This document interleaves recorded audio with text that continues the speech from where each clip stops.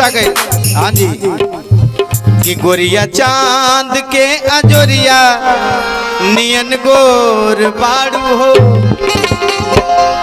अरे गोरिया चांद के अजोरिया नियन गोर बाड़ू हो। तो हर जोर के हो नहीं के तू पे जोर बाड़ू हो। तो हर जोर के हो नहीं के तू पे जोर बाड़ू हो। गोरिया चांद के अजोरिया नियन गोर बाड़ू हो। गोरिया चांद के अजोरिया नियन गोर बाड़ू हो। तो हर जोर के हो नहीं के तू पे जोर बाड़ू हो। तो हर जोर के हो नहीं के तू पे जोर बाड़ू हो।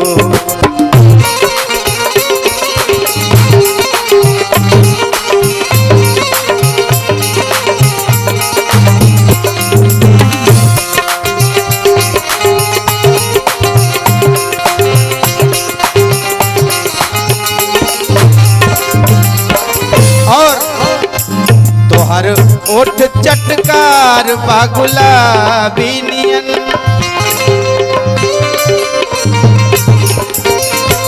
तोहर ओठ चटकार बागुलाबी नियन।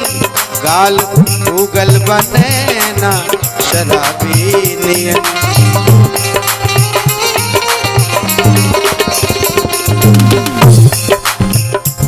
ये पुनः आशीर्वाद आयल हमारे तहसीलदार साहब की तरफ से, अजय भैया जी की तरफ से मैं बहुत प्रणाम करता हूँ। और वही बात तोहर ओठ चटकार बागुलाबी नियन। तोहर ओठ चटकार बागुलाबी नियन।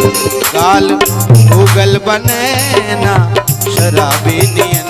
गाल उगल बनेना शराबी नियन। तू त रसवा से भरल पोरे पोर बाड़ू हो। तू त रसवा से भरल पोरे पोर बाड़ू हो। तो हर जोर के हो नहीं के तू पे जोर बाड़ू हो।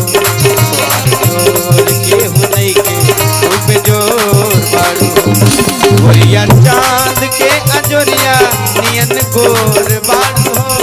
गोरिया चांद के अजोरिया नियन गोर बाड़ू हो। तो हर जोर के हो नहीं के तू पे जोर बाड़ू हो। तो हर जोर के हो नहीं के तू पे जोर बाड़ू हो। तो हर जोर